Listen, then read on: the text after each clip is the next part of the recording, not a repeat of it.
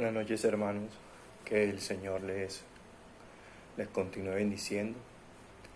Vamos a continuar con una nueva clase sobre membresía e iglesia. Y hermanos, vamos a orar para que el Señor nos dirija en esta clase conforme sea su voluntad, nos esté iluminando y permitiendo que podamos seguir aprendiendo de este importante tema y así establecer iglesias bíblicamente constituidas. Así que, hermanos, vamos a orar para que el Señor nos dirija. Oremos. Padre que estás en los cielos, gracias damos, Señor, por esta oportunidad que nos das una vez más para aprender de tu palabra, ser dirigidos por medio de ella. Te pedimos que nos des la iluminación, que nos des, Señor, el entendimiento y la gracia para comprender estas cosas. Que nos seas edificando, Señor, conforme a tu palabra, y nos permitas actuar conforme a ella. En el nombre de Cristo. Amén. Bien, hermanos, vamos a recordar algunas cosas las cosas que ya hemos visto hasta este momento. Quisiera que recordáramos que primeramente estuvimos dando una introducción a este importante tema. Explicábamos a qué nos referíamos exactamente con membresía. Y quiero recordar a qué nos estamos refiriendo con todos estos estudios. Exactamente decíamos que nos referíamos a la condición de pertenecer a una iglesia local bíblica. Eso es lo que es membresía, a esa condición de pertenecer a una iglesia local. Y cuando hablamos de iglesia local, estamos haciendo referencia a aquella asamblea de creyentes en Cristo, que son miembros del cuerpo de Cristo, que se localizan en un lugar específico y en un sitio claramente determinado. Así que cuando hablamos de membresía debemos entenderlo en el sentido del contexto de la iglesia local, es ser miembro de una iglesia local. Estuvimos hablando de lo esencial que es la membresía para el creyente. Veíamos que esa distinción de miembros y no miembros es una distinción bíblica, es la distinción de pertenecer o no a una iglesia lo hace la misma Escritura y lo vimos con algunos ejemplos. También vimos el deber bíblico de ser miembro de una iglesia. Esto no es capricho, esto no es cuestión de percepción, sino que es una ordenanza de Cristo a través de su evangelio. Y ese deber de la membresía lo reforzamos con las metáforas que nos hablan sobre la iglesia. Vimos cómo esas metáforas afirman la membresía. Sin la membresía, estas metáforas en la práctica no se podrían efectuar debidamente. Y el último jueves estuvimos tratando la composición bíblica de una iglesia. Esto es cómo deben ser los miembros de una iglesia. Decíamos que debían ser miembros convertidos, comprometidos y de buen testimonio al mundo. Y en todo esto, hermanos, algo que nos debe quedar claro y que hemos explicado en todas las clases, es que la voluntad de Dios para nosotros, sus hijos, es que además de pertenecer por la fe a ese cuerpo espiritual de creyentes llamado iglesia, la voluntad de Dios es que también seamos anexados a iglesias locales particulares. Ahora lo que nos deberíamos preguntar es ¿con qué fin se establecen esas iglesias locales específicas? La idea es esforzarnos porque, ¿o será que la idea simplemente es esforzarnos para que nuestro nombre aparezca en una lista de miembros? Es decir, que será que la meta suprema entonces consiste en hacer lo que sea necesario para que me den el reconocimiento de ser miembro de una iglesia. Hermanos, afirmamos que la gran meta no es el día en que a usted le digan: ahora eres miembro de esta iglesia local, y que bueno, ya hice el curso, entonces ya logré mi objetivo, es ser miembro de la iglesia local. Pero hermanos, no, ser miembro no es la meta, es solo el comienzo. Hermanos, hace parte de nuestra carrera en la fe, y debemos decir que ser miembros es dar esos pasos importantes para el llamado que Cristo nos ha hecho. Ser miembro de una iglesia no es el fin, no es el propósito mayoritario. Y hermanos, Dios añade creyentes a iglesias locales, los compromete a esas membresías de forma oficial para delegar a esos creyentes de manera formal trabajo en el Señor. ¿Verdad? Entonces, esto debemos tenerlo muy claro. Aquí déjenos señalar dos cosas importantes. La primera es que no debemos ver la membresía de una iglesia como un estatus. No lo debemos ver como un estatus, sino como una práctica. Y lo otro es que la práctica de la membresía está revelada en la palabra de Dios. En cuanto a lo primero, debemos, hermanos, advertir que la membresía jamás debe ser vista meramente como un estatus, sino como una práctica. Lo explico.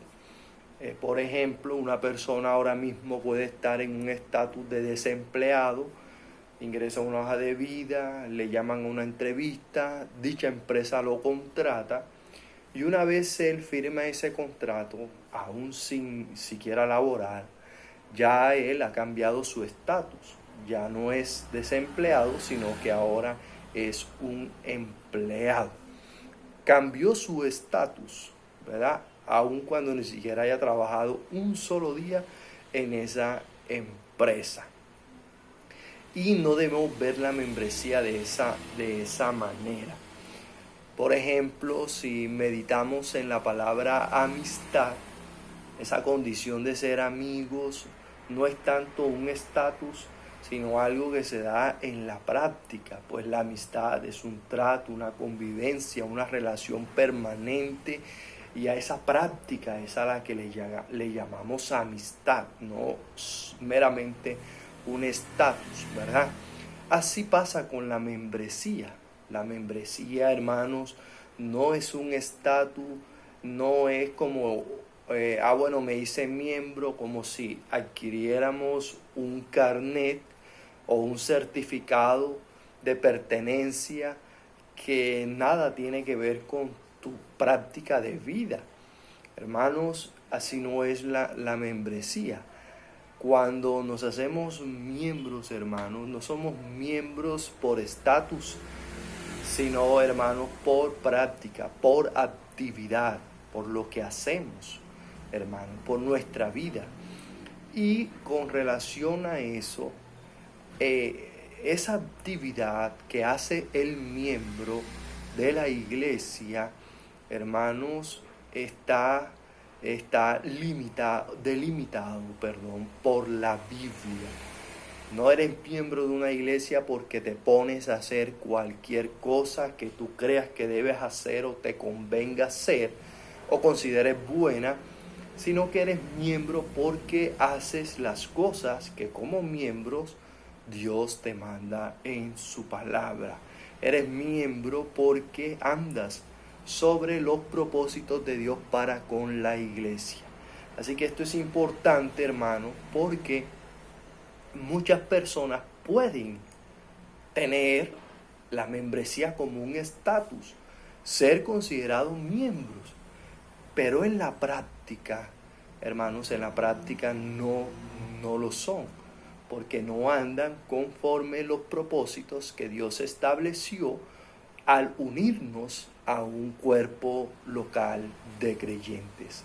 Así que esto es importante porque a raíz de esto entonces debemos preguntarnos, bueno, si yo soy miembro, pero esto debe darse en la práctica y no como un mero estatus, yo, ¿qué tengo que hacer?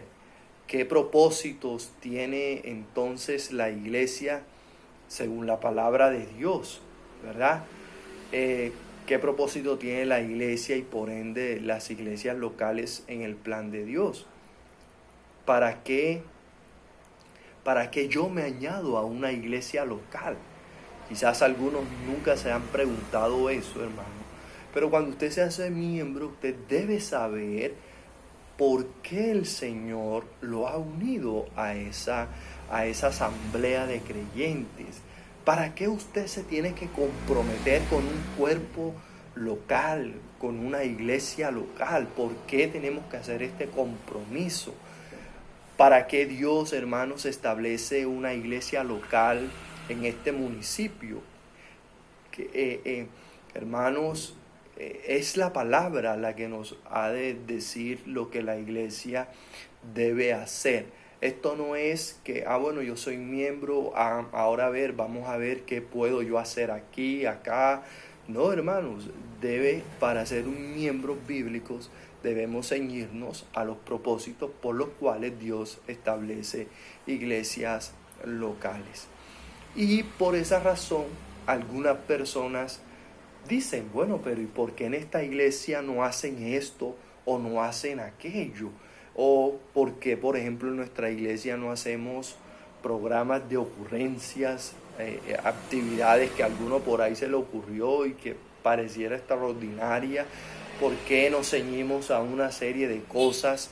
Y esto se debe a que entendemos el propósito por el cual Dios ha establecido una iglesia local, y es importante que usted como miembro los conozca. Lo vamos a ver de manera generalizada.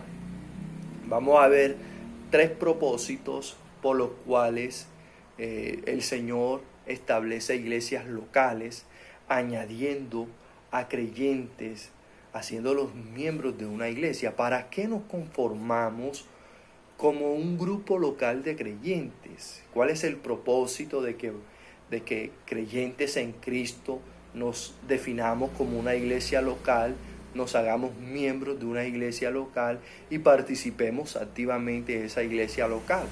¿Para qué lo hacemos? La Biblia nos establece 3 propósitos por los cuales existe y se establece la membresía y por ende iglesias locales.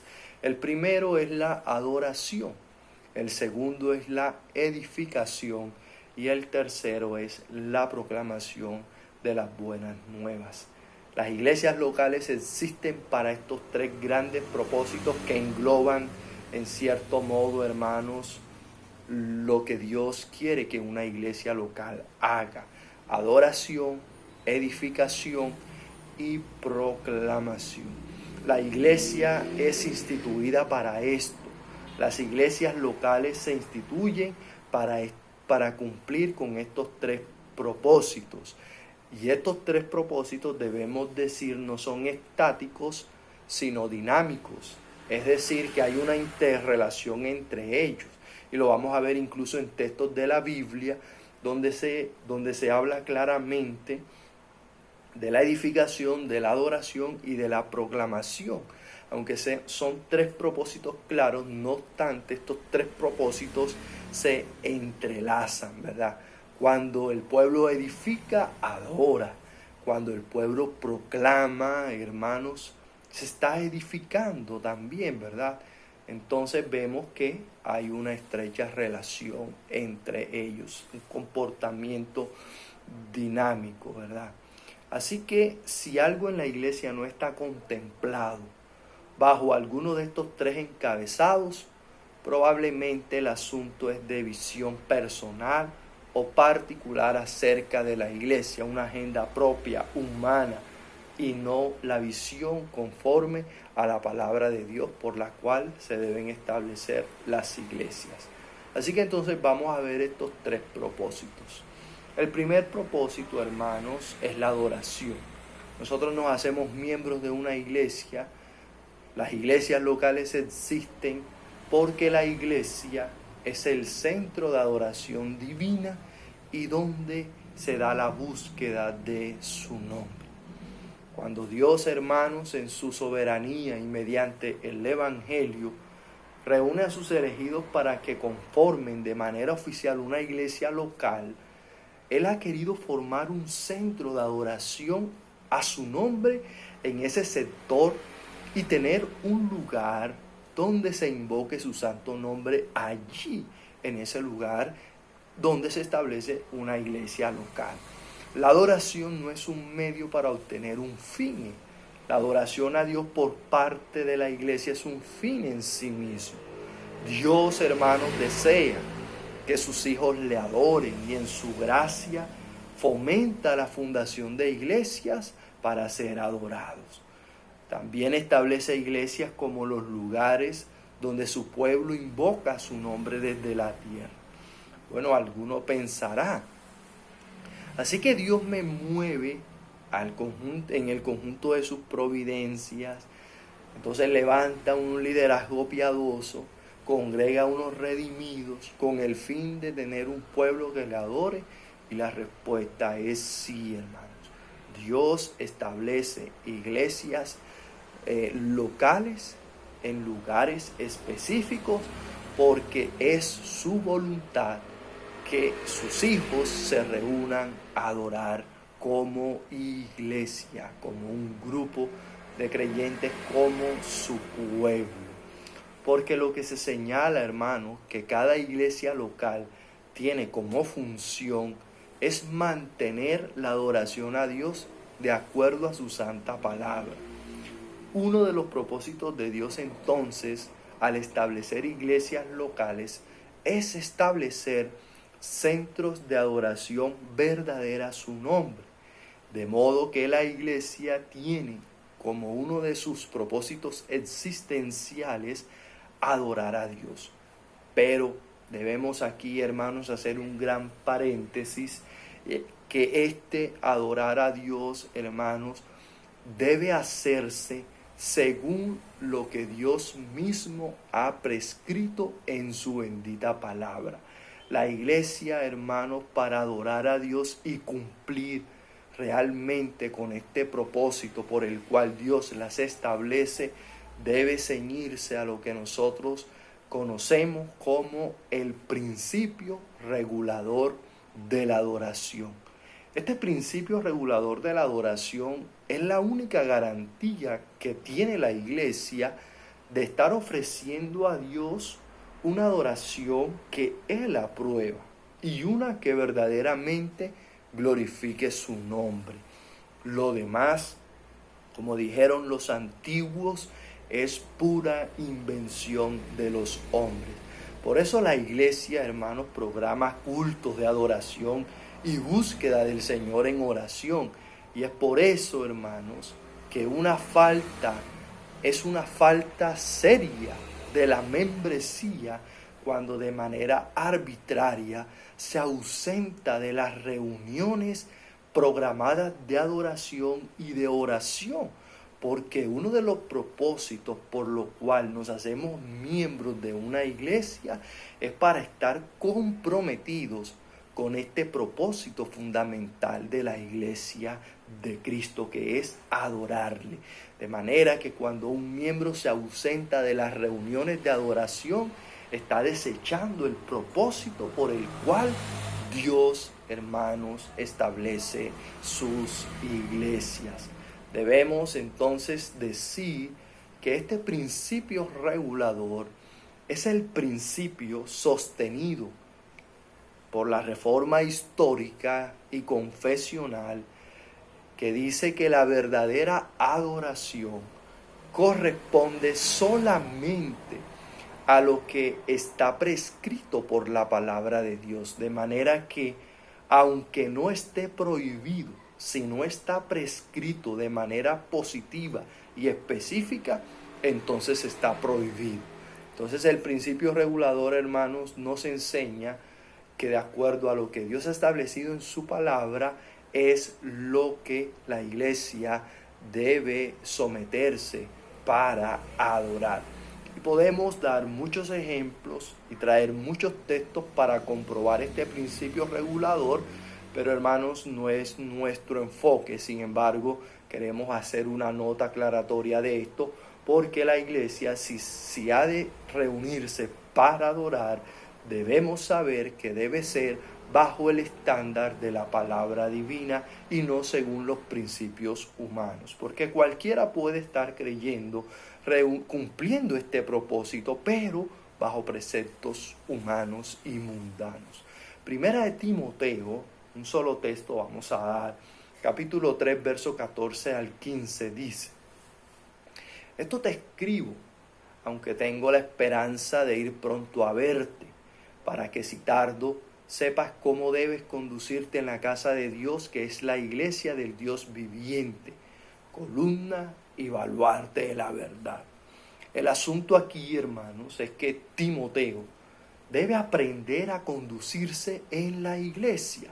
Esto te escribo, ¿verdad? Para que si tardo, sepas cómo debes conducirte.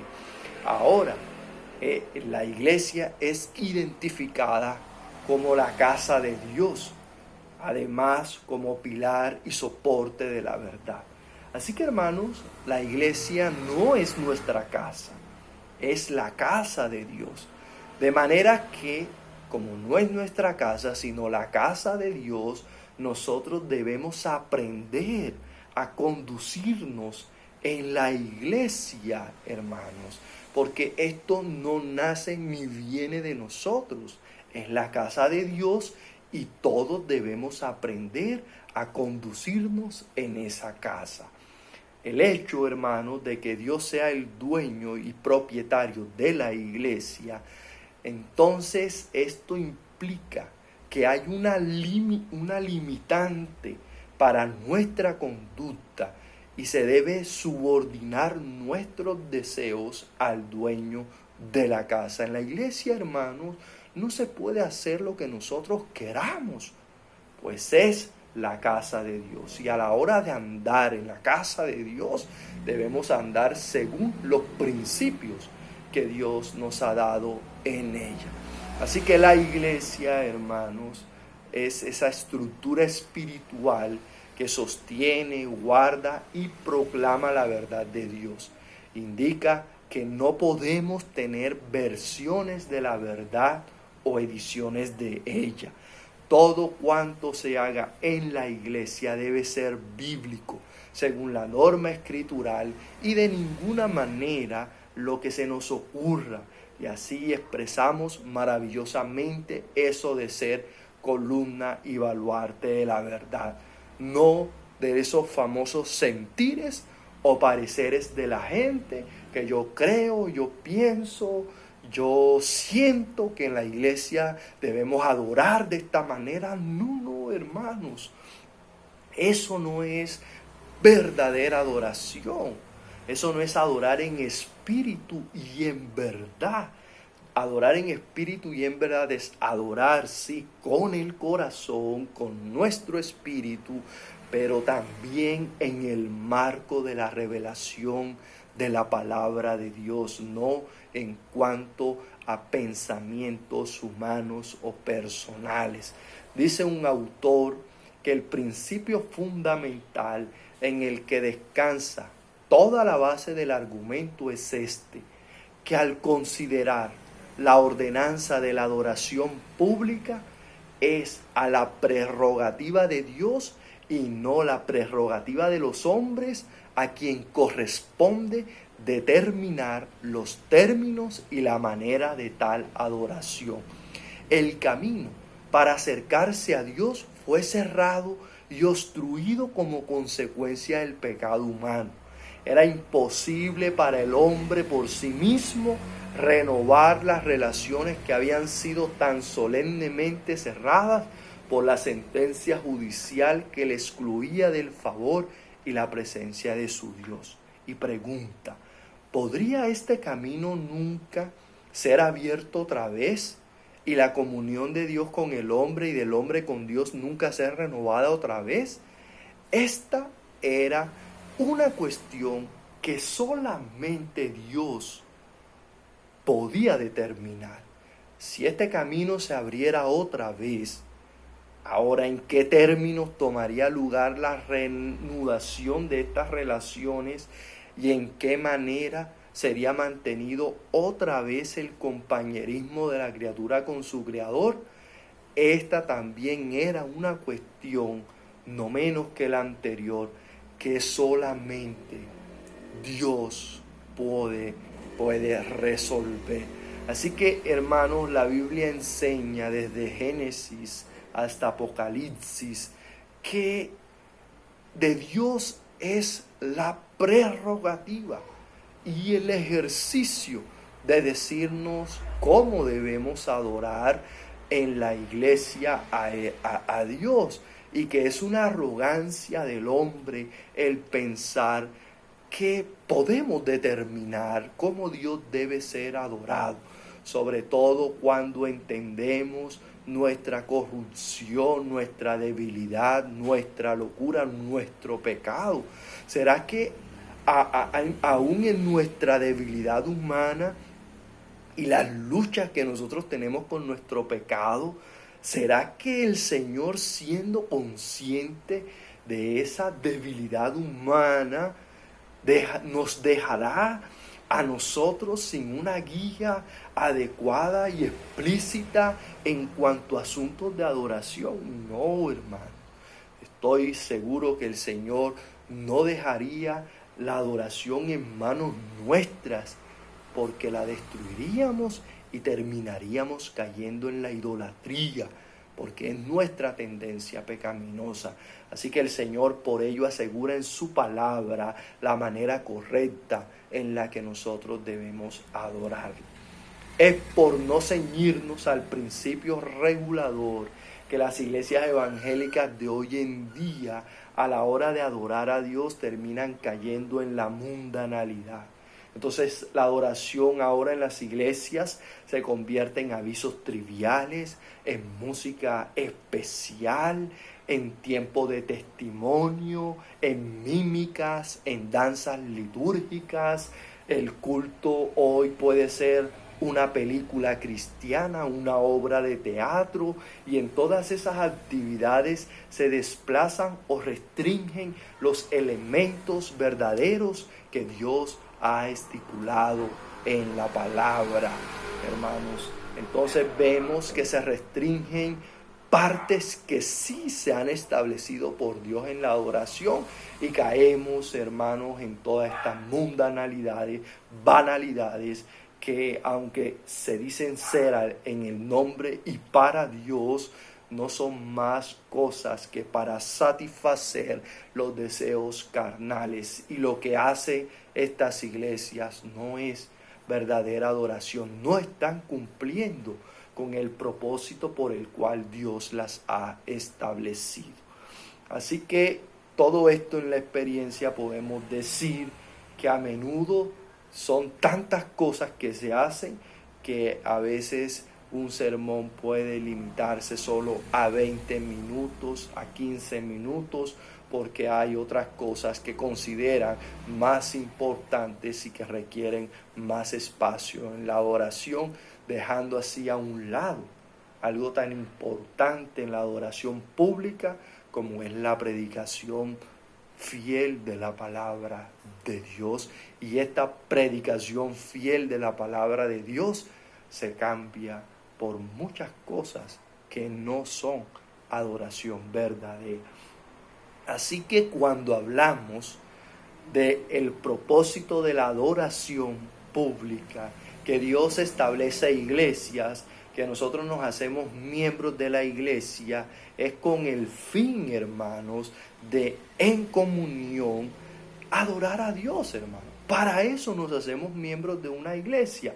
Entonces el miembro debe enfocar su vida en este propósito que Dios nos ha revelado en su bendita palabra. Soy miembro de una iglesia, pero no para adquirir un estatus, sino para ser un adorador en espíritu y en verdad.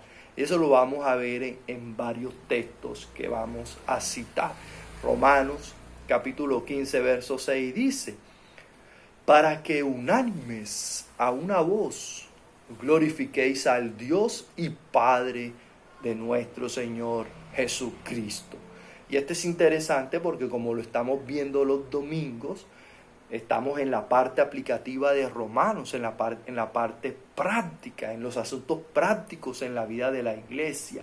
Y uno de los asuntos prácticos de la vida de la iglesia es unánimes, reunidos para adorar a Dios a una sola voz, hermanos.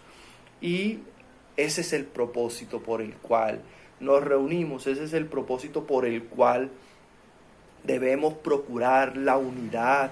Es por eso, si nosotros vemos el contexto del capítulo 15 de Romanos, es lo que estamos estudiando precisamente estos domingos en Romanos 14. Romanos 14:1 dice: recibid al débil en la fe, pero no para contender sobre opiniones. Entonces vemos dónde se empieza a dar regulaciones claras, y Pablo está diciendo: no hagas tropezar al débil en la fe. Pues la iglesia debe procurar la edificación mutua, como dice el verso 19 de ese capítulo. ¿Y para qué es esa edificación mutua? ¿Con qué fin?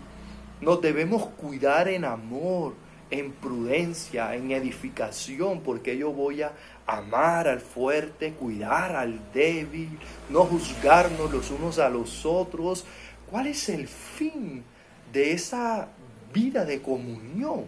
La respuesta es Romanos 15:6. Vamos a procurar ese amor fraternal. En este caso, débiles, fuertes, todos los miembros de la iglesia, para que unánimes a una voz adoremos a Dios. Todo esto, hermanos, es para que nuestra adoración como iglesia no sea estorbada, para que se lleve a cabo de manera piadosa y como el Señor lo ha estipulado en su palabra. Hebreos 13:15 dice, en un contexto también netamente eclesial, no personal, ni individual, ni particular, sino en el contexto de la iglesia. Hebreos 13:15 dice: así que ofrezcamos siempre a Dios por medio de Él sacrificio de alabanza, es decir, fruto de labios que confiesan su nombre. Si lo nota, las consideraciones solemnes de Cristo y la exhortación a llevar el vituperio de Cristo tiene una consecuencia, nos lleva a una conclusión: que adoremos juntamente a Dios en todo tiempo, que ofrezcamos frutos de labios que confiesen su nombre. Y primera de Pedro, capítulo 2, 4, 5, este texto es muy interesante porque Pedro dice: acercándoos a él, piedra viva, desellada ciertamente por los hombres, mas para Dios escogida y preciosa, vosotros también, como piedras vivas, sed edificados como casa espiritual y sacerdocio santo, para ofrecer sacrificios espirituales aceptables a Dios por medio de Jesucristo. Y es interesante porque las piedras forman el edificio. Está hablando de piedras vivas. El jueves pasado explicábamos que esas piedras vivas somos los creyentes, y el Señor está edificando su casa, su edificio, su templo, pero ya no con piedras muertas, sino con piedras vivas, con creyentes, con personas que Él ha redimido. Y es interesante que esas piedras, esos creyentes, constituyen, hermanos, lo que le da forma a este edificio espiritual, pero al mismo tiempo son los sacerdotes. Note, vosotros también como piedras vivas, sed edificados como casa espiritual somos la casa espiritual y al mismo tiempo somos ese sacerdocio santo. Y dice aquí Steinmeier que sacerdocio santo, ¿qué significa, hermano? Esta expresión comúnmente denominada sacerdocio de todos los creyentes se refiere a la comunidad de los sacerdotes y quiere decir que todo cristiano verdadero es un sacerdote en la casa de Dios. Es un sacerdote, así que si usted es creyente, si usted es miembro de una iglesia, usted es un sacerdote, hermano, un sacerdote santo. Este sacerdocio del cual Pedro habla aquí no se está limitando a un grupo particular de miembros de la iglesia, no es, hermanos, el grupo alabanza, no es ni siquiera los líderes de la iglesia. Todas las piedras vivas, esa comunidad de creyentes, son los sacerdotes santos de la casa de Dios. Es un honor singular que Dios no solo nos consagre como templo para sí mismo, en el cual Él mora y es adorado, sino que también nos constituye sacerdotes. Somos el templo donde Dios mora y también los sacerdotes que ministran en ese lugar.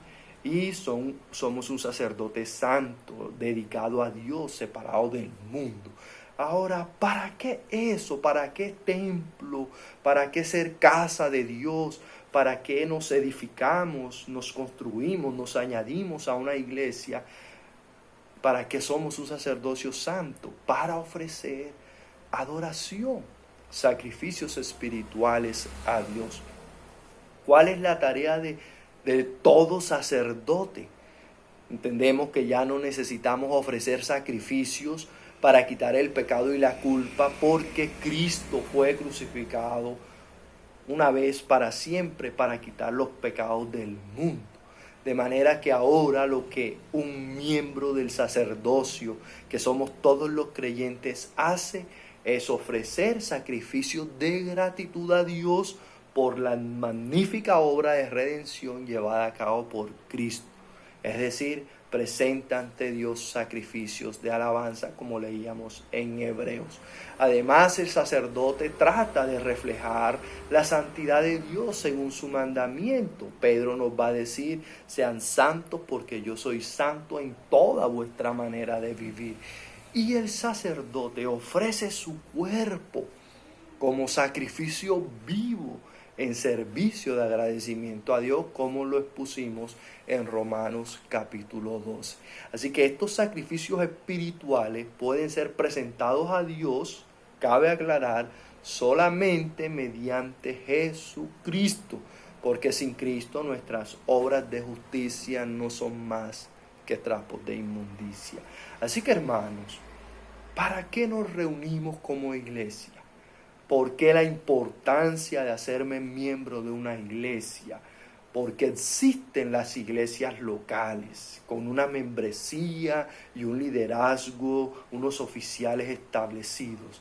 Hermano, porque las iglesias somos conformadas con ese propósito solemne de adorar a Dios. No es verdad que los asuntos de la adoración a Dios son asuntos que hacemos por iniciativa humana o por tradición. Hermano, no es un asunto secundario. La adoración es un propósito solemne de Dios al establecer iglesias locales. Así que por eso, hermanos, participar de estos cultos de adoración para el creyente, para el miembro de la iglesia, ha de ser supremamente importante. Porque esta es una de nuestras razones de ser iglesia. Somos iglesia con el propósito de adorar. Y es por esa razón que el Señor añade a su iglesia. ¿Y qué añade el Señor a su iglesia? Adoradores, para que en comunión le adoremos, hermanos. Así que este es el primer propósito. Así que toda nuestra vida como miembros debe estar impregnada por este propósito al adorar a Dios, hermano. Así que si lo que hacemos no lleva a ese propósito de adorar a Dios, de que Dios reciba la gloria, que sea conforme a su palabra, es invención humana y estamos dejando a un lado la razón por la cual Dios nos hace iglesias locales. El segundo propósito, hermanos, es la edificación para los creyentes.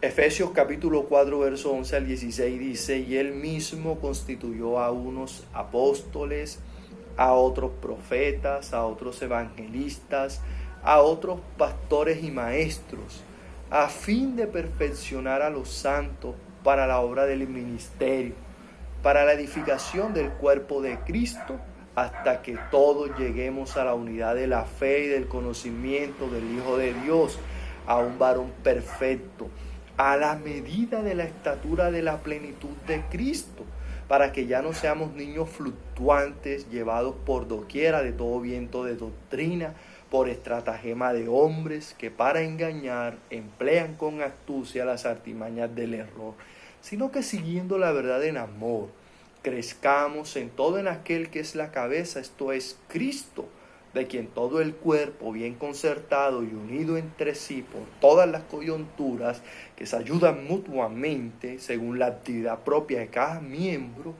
recibe su crecimiento para ir edificándose en amor. Cuando Dios establece iglesias locales, funda con su poder, señorío y bajo el evangelio centros de edificación para los creyentes. Es bajo la estructura de las iglesias locales donde, según Dios, no según nuestro parecer, se lleva a cabo la edificación, la construcción de la vida espiritual del creyente y todo lo que esto implica. Por eso, fuera del contexto de una iglesia local, el creyente no será verdaderamente santificado, será verdaderamente edificado. Es en el contexto. Para eso Dios establece, hermanos, las iglesias locales. Para eso yo me hago miembro de una iglesia local, porque requiere una edificación que solo Dios me puede otorgar según su voluntad en el contexto de esta iglesia local. Así como Pedro también lo dice, ¿no? Casa espiritual, sacerdocio santo, edificándonos, ¿verdad? Es claro que el apóstol remarca que el creyente debe ser edificado en Cristo como casa espiritual, como iglesia. No como veíamos en la metáfora, una piedra por aquí, otra piedra por allá. Somos una casa y es en ese contexto de esa casa en donde recibimos la edificación necesaria para nuestras almas. Somos una comunidad de creyentes, de piedras, de una sola edificación que están vivas. Así que según lo que leemos en el Nuevo Testamento, hermano, donde los creyentes reciben la edificación de sus almas, quién prepara el liderazgo de las iglesias, quiénes atienden los problemas que se presentan en las congregaciones, la respuesta asombrosamente olvidada y obvia es la iglesia, las iglesias locales. De hecho, nosotros vemos cómo Pablo en Corintios les dice a ellos que van a resolver sus problemas en los estrados del mundo. Entonces, ¿para qué está la iglesia, hermano? La iglesia, hermanos, está para atender problemas que se presenten en la congregación, para preparar liderazgo, para edificar. Hemos perdido tristemente la noción de lo solemne e importante que es la iglesia en los propósitos redentores de Dios. El templo o tabernáculo que en su lugar santísimo moraba la presencia de Dios, ahora es la iglesia. La iglesia es donde mora el Espíritu de Dios. Ese edificio de piedras muertas ha sido reemplazado por los creyentes.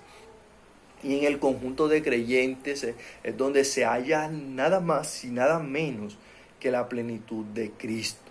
La iglesia de Cristo es el nuevo templo y como tal su adoración y ministerio son en un sentido profundo el servicio en el templo. Así que unos a otros Sobre el fundamento de la palabra de Dios nos edificamos. Crecemos en el Señor y su evangelio. Esta edificación, principalmente espiritual, pero que también puede ser material según los parámetros bíblicos, se da en el contexto de la iglesia local y hace parte de aquello que los creyentes ofrecemos y recibimos en este contexto.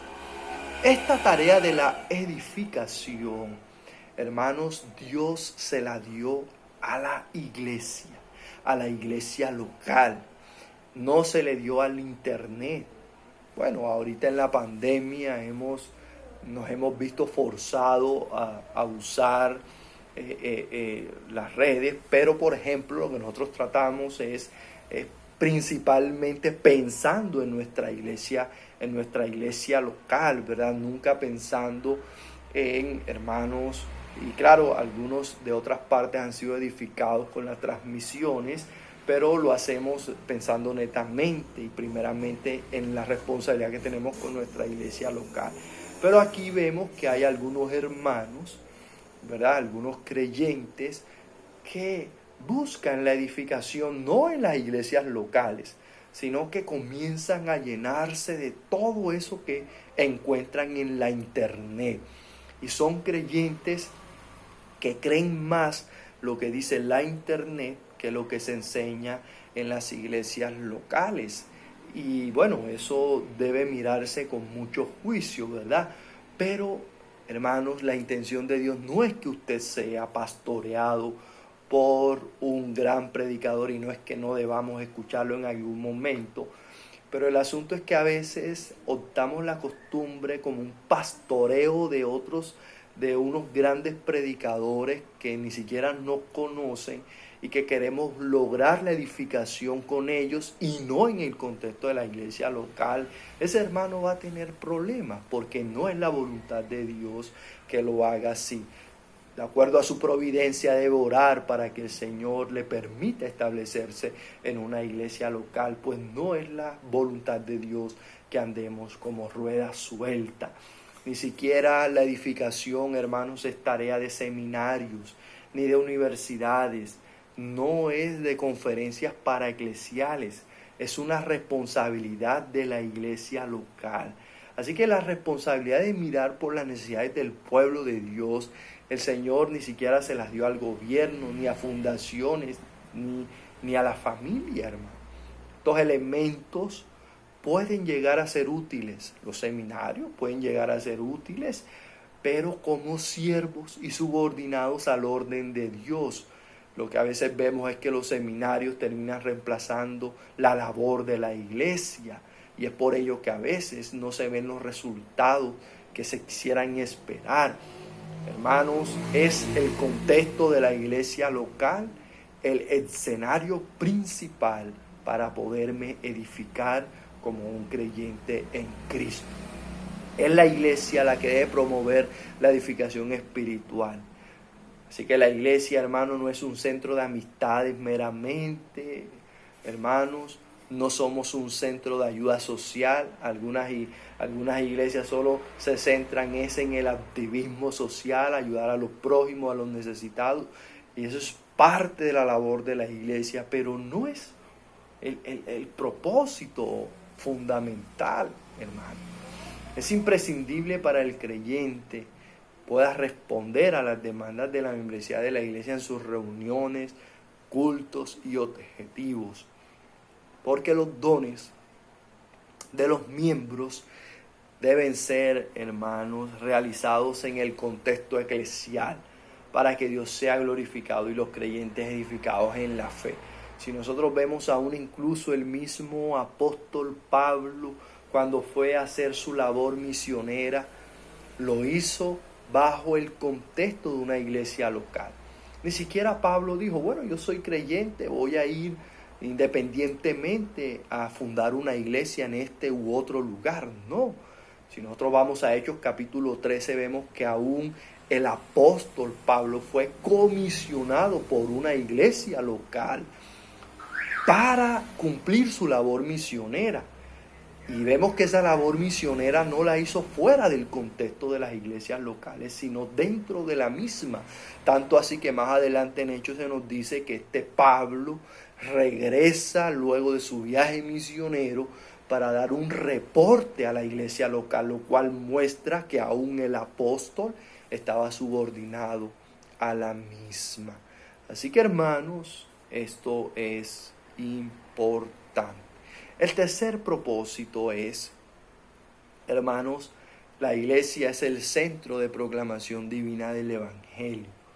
O sea, la iglesia existe para adorar, la iglesia existe para la edificación de los miembros y la iglesia existe para la proclamación del evangelio.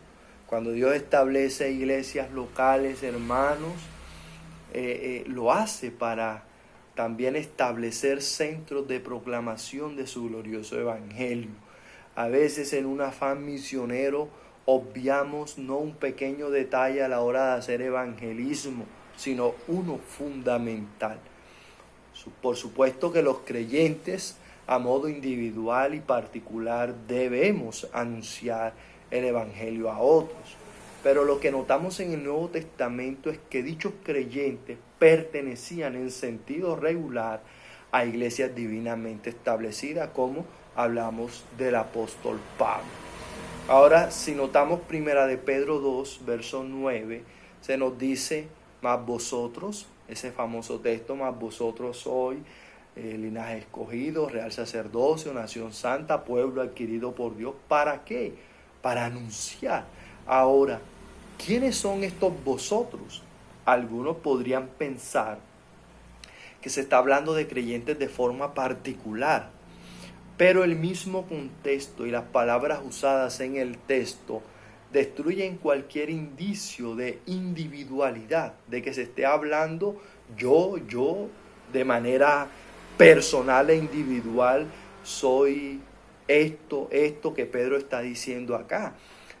Debemos tener en cuenta que se lo está diciendo a esa casa espiritual que nos habló en el verso 5, nos está hablando a ese sacerdocio santo. Así que, hermanos, cuando Pedro dice, más vosotros, ¿quiénes son estos vosotros? ¿Seré yo individualmente? No, hermanos. Somos vosotros la iglesia, los que somos linaje escogido, real sacerdocio, nación santa. Hermanos, entonces nos dice que la iglesia como pueblo, como grupo de sacerdotes, como pueblo comprado por la sangre de Cristo, hemos sido hechos todos estas cosas con un propósito, para que anunciéis las virtudes de aquel que os llamó de las tinieblas a su luz admirable. Así que, ¿de quién es esta responsabilidad? ¿Para qué Dios hace esto? Para el propósito de que sea la iglesia la que anuncie sus virtudes. No hay un grupo dentro de la iglesia que sea de evangelismo, como se suele llamar hoy en día y que es muy común. Es que yo pertenezco al grupo de evangelismo de la iglesia. Porque en la iglesia no debe haber grupo de evangelismo, porque todos pertenecemos a Él, porque todos somos real sacerdotes y porque todos somos iglesia para anunciar las virtudes de aquel que nos llamó. Así que la iglesia completa es el grupo de evangelismo. No debería existir fuera de la iglesia o aparte de la iglesia organizaciones misioneras. Si esas organizaciones misioneras no están subordinadas a las iglesias locales, hermanos, no se está proclamando el evangelio como Dios lo ha estipulado, que sea en el contexto de la iglesia local. En 1 Tesalonicenses 1, 4 al 8, mira la estrategia divina de evangelismo. Leo el texto. Porque conocemos, hermanos amados de Dios, vuestra elección, pues nuestro evangelio no llegó a vosotros en palabras solamente, sino también en poder, en el Espíritu Santo y en plena certidumbre. Como bien sabéis cuáles fuimos entre vosotros por amor de vosotros. Y vosotros vinisteis a ser imitadores de nosotros y del Señor, recibiendo la palabra en medio de gran tribulación, con gozo del Espíritu Santo, de tal manera que habéis sido ejemplo a todos los de Macedonia y de Acaya que han creído. Porque partiendo de vosotros ha sido divulgada la palabra del Señor, no solo en Macedonia y Acaya, sino también en todo lugar. Vuestra fe en Dios se ha extendido, de modo que nosotros no tenemos necesidad de hablar nada.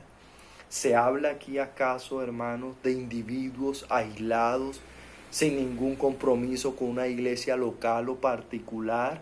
¿Se está hablando aquí en Tesalonicenses de una organización paraeclesial que hace una labor evangelística? No, hermanos. Aquí se habla de una iglesia que recibió el evangelio y que de ella misma, como iglesia, lo proclamó. Así que, hermanos, es un propósito por el cual Dios establece las iglesias locales, para anunciar las virtudes de aquel que nos llamó. Para finalizar afirmando que Dios, conforme a su propósito eterno, señaló los propósitos de la iglesia y por supuesto de sus iglesias locales. La iglesia no es lo que nosotros queremos que sea. La iglesia es lo que Dios dice que debe ser. La iglesia no hace lo que los miembros quisieran que ella se hiciera. La iglesia hace lo que Dios dijo que ella debe hacer. La iglesia por eso no gasta sus recursos humanos, materiales y los dirige en la dirección que ella quiere, sino que la iglesia ha de usar sus recursos direccionándolos en los propósitos que Dios les ha señalado. Puede haber muchas preguntas. Puede que no parezca una reducción dramática del lugar central, único, irreemplazable que tiene la iglesia según la palabra de Dios. Pero aquí está la gloria de la iglesia. Fue llamada a ser lo que nadie jamás puede llegar a ser. Y fue llamada a ser lo que ninguna otra entidad podrá ser bajo la bendición complaciente de Dios. Toda actividad de la iglesia, de un miembro, debe justificarse bajo estos tres propósitos fundamentales: adoración y búsqueda de Dios, edificación de los creyentes y proclamación del evangelio. Y la membresía es precisamente la actividad que me compromete de forma viva y real a estos propósitos. Por eso, hermanos, la membresía en la iglesia local es fundamental, porque solo a través de la membresía es que nosotros nos hemos de comprometer y es donde vamos, y solo así es posible, hermanos, cumplir con estos propósitos por el cual Dios nos ha salvado, por el cual Cristo nos ha trasladado del reino de las tinieblas a la luz, para que adoremos a Dios, para que seamos edificados, para que proclamemos las verdades de su evangelio. Y esto, hermanos, no es independiente a la membresía de una iglesia local. Que el Señor nos ayude, hermanos. Vamos a orar. Padre, gracias por tu palabra, porque no nos has dejado a ciegas, sino porque tu palabra es esa lámpara que guía nuestro camino, que dirige nuestros pasos. Por eso, Señor, te suplicamos que nos permita ser iglesia bíblica, que, Señor, podamos existir para cumplir con los propósitos por los cuales tú nos has llamado, para que te adoremos en espíritu y en verdad, conforme a tu palabra, para que nos edifiquemos mutuamente en amor y para que así también proclamemos el mensaje del evangelio de Cristo y seas exaltado, Señor, entre las naciones. Te suplicamos que tu gracia nos ayude y que nos permita ser miembros comprometidos con estos propósitos que has dado a la iglesia. En Cristo Jesús, en quien oramos, te damos gracias. Amén. Hermanos, que el Señor les continúe bendiciendo.